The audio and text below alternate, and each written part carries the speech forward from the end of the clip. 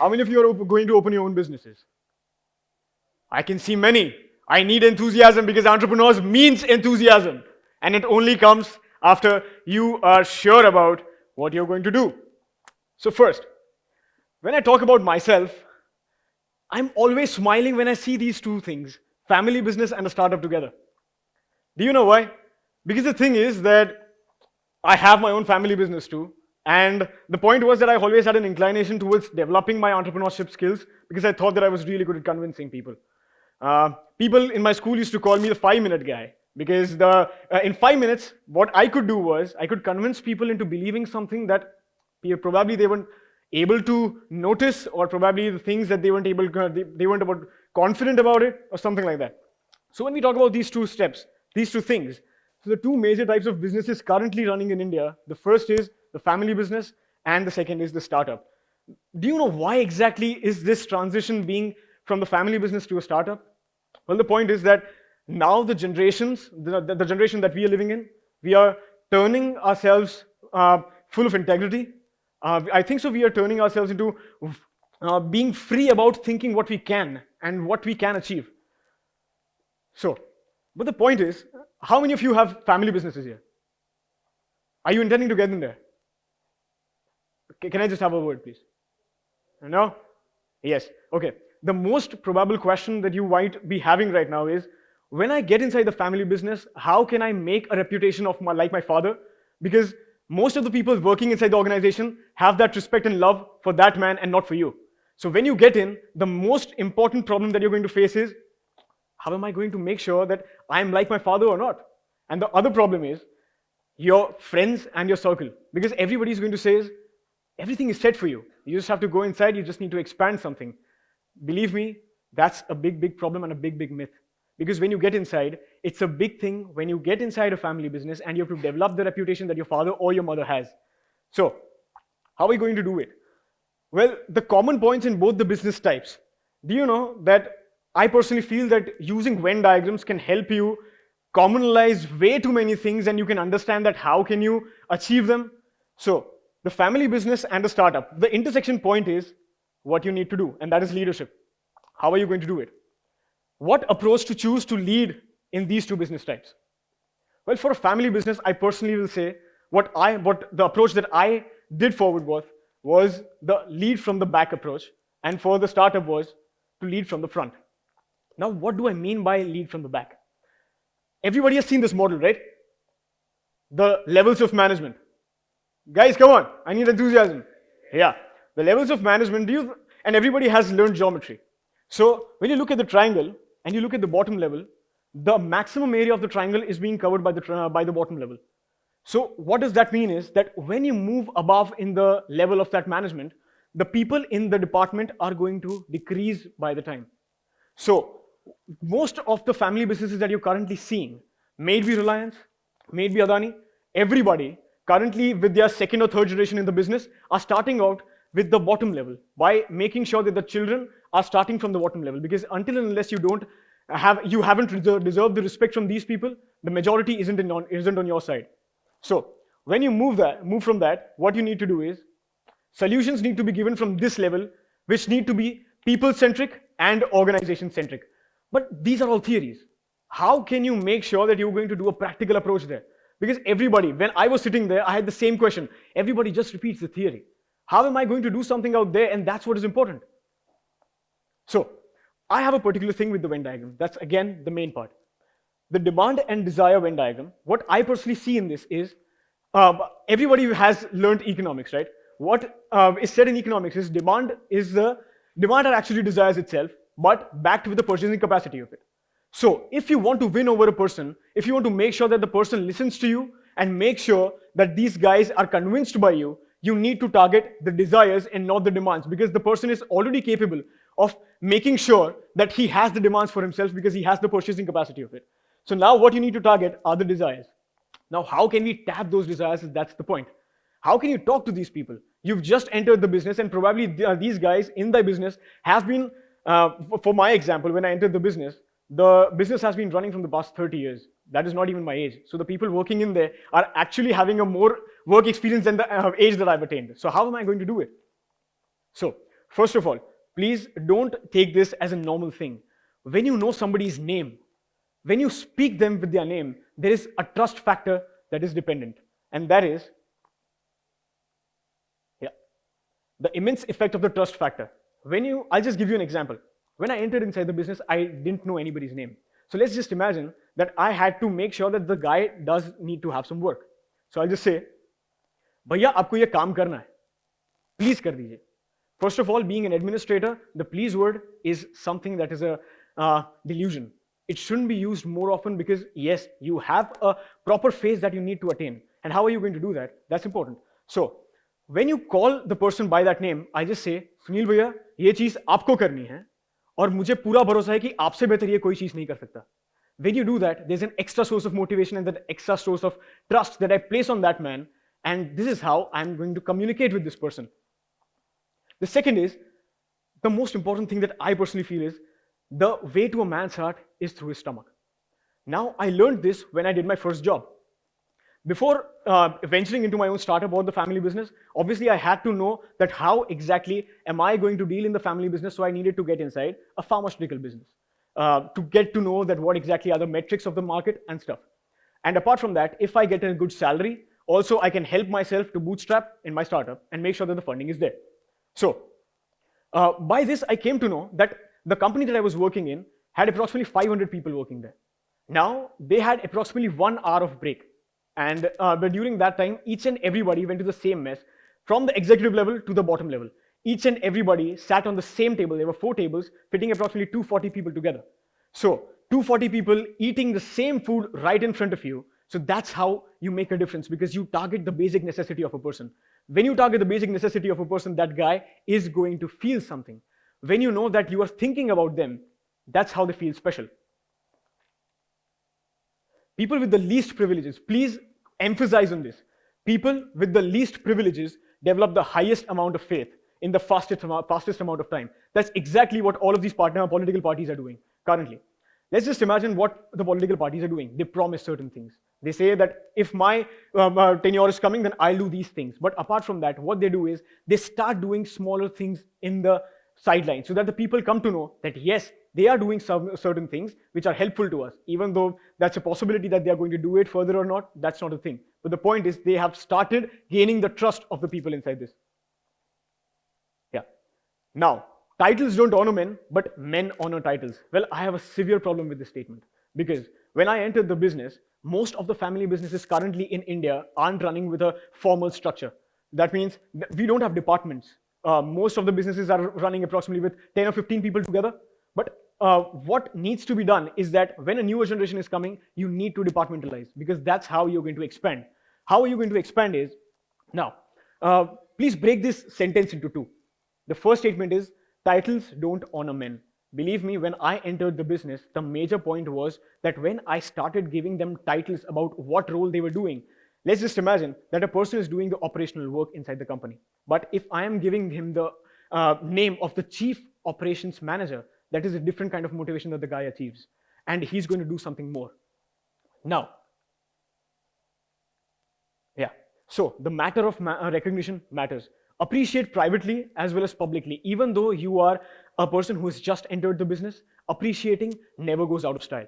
If you appreciate the people about doing certain things really well, they are going to reciprocate, and that's how you get them.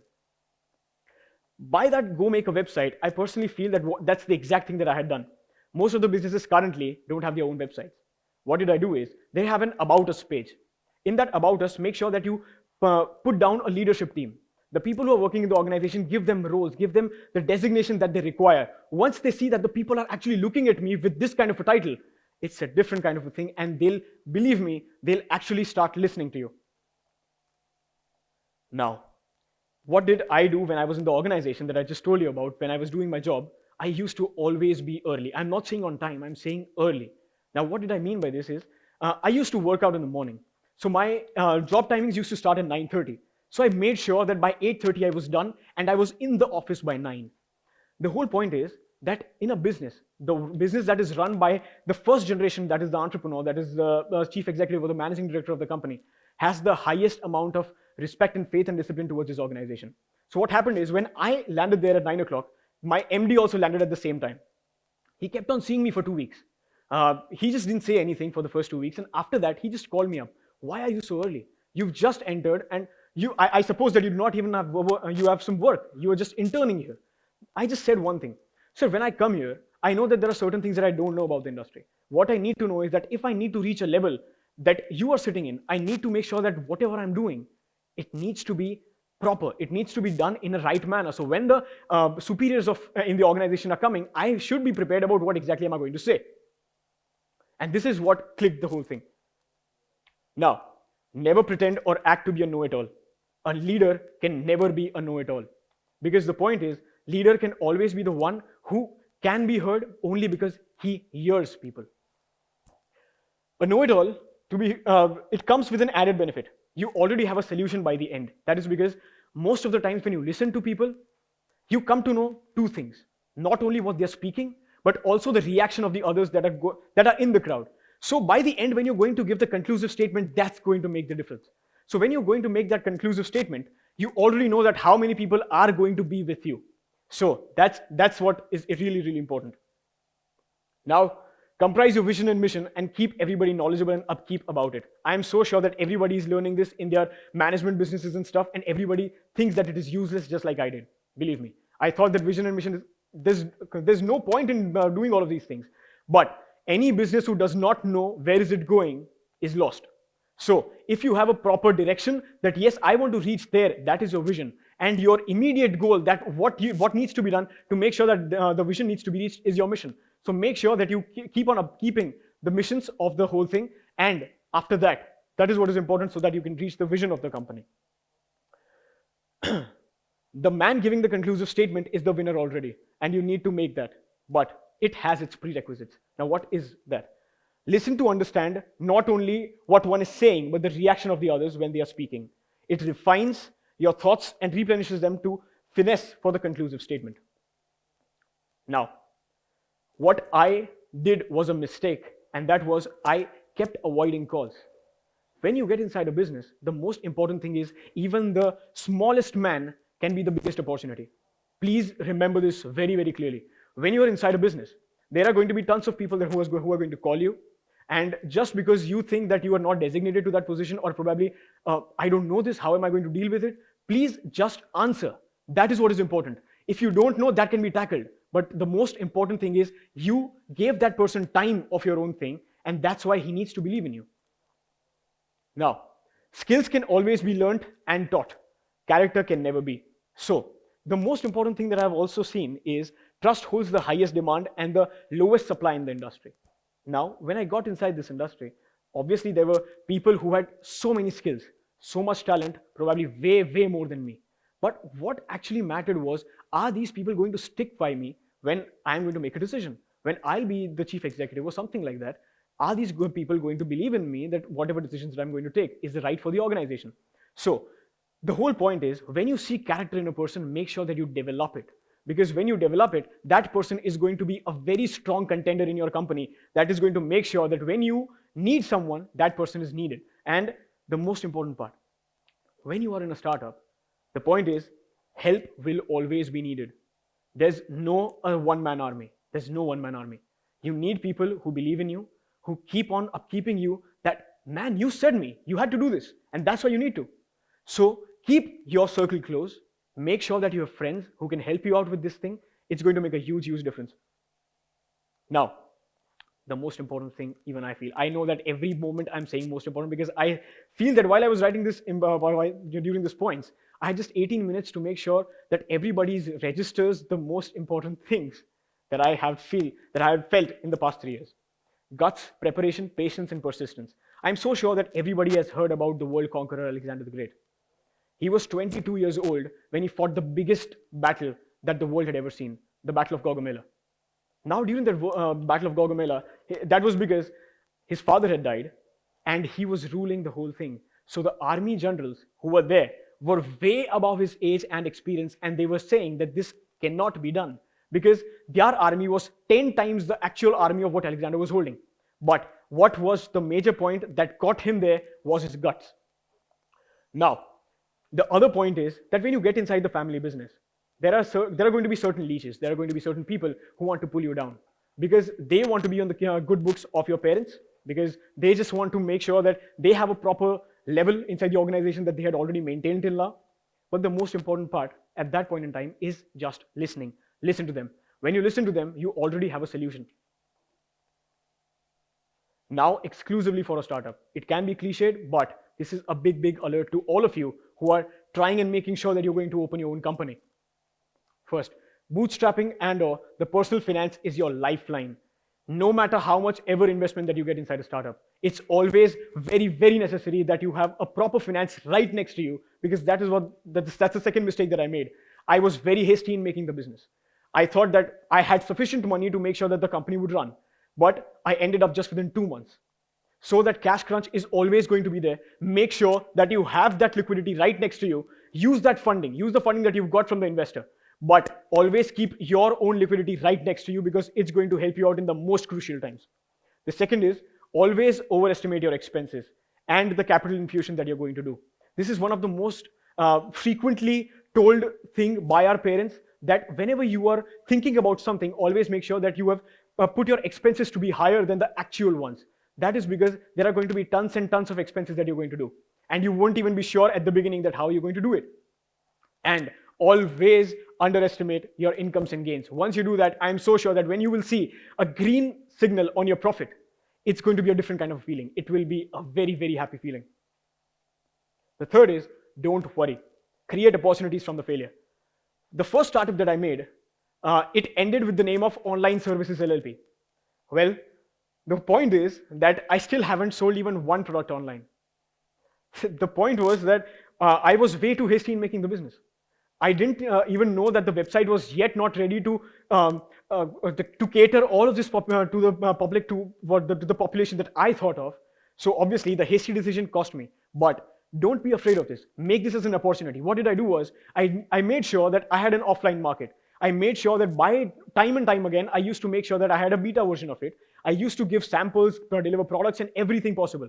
By this, I made sure that I had a trustworthy crowd who knew that this business is going to do well, and when they are going to order online, they already have a market for it. Now, be open to newer thoughts. When you're talking to someone, obviously there is one idea that is being pitched. When the other guy speaks up, there is the second mentality that's coming up, the third mentality that's coming up, the fourth mentality that's coming up. Believe me, during a startup, you'll hear quite a lot of shit during this time. Just use, yahan se suno, yahan se nikalo. But the ones that are important, make sure that you work on them, because ideas can always be bettered by someone else's inputs as well. Develop contacts. If you don't have, start opening your tiffin. Just like I said, share your food with them. When you share your food, the most important conversations happens on the table.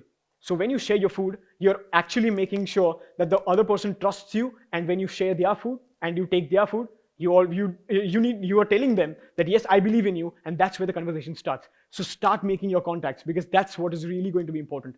And specifically, because the first investment that I got for my startup was basically from a friend that I had created just by sharing my idea. So the smallest thing can turn out to be the biggest thing for your startup or your company. Thank you so much.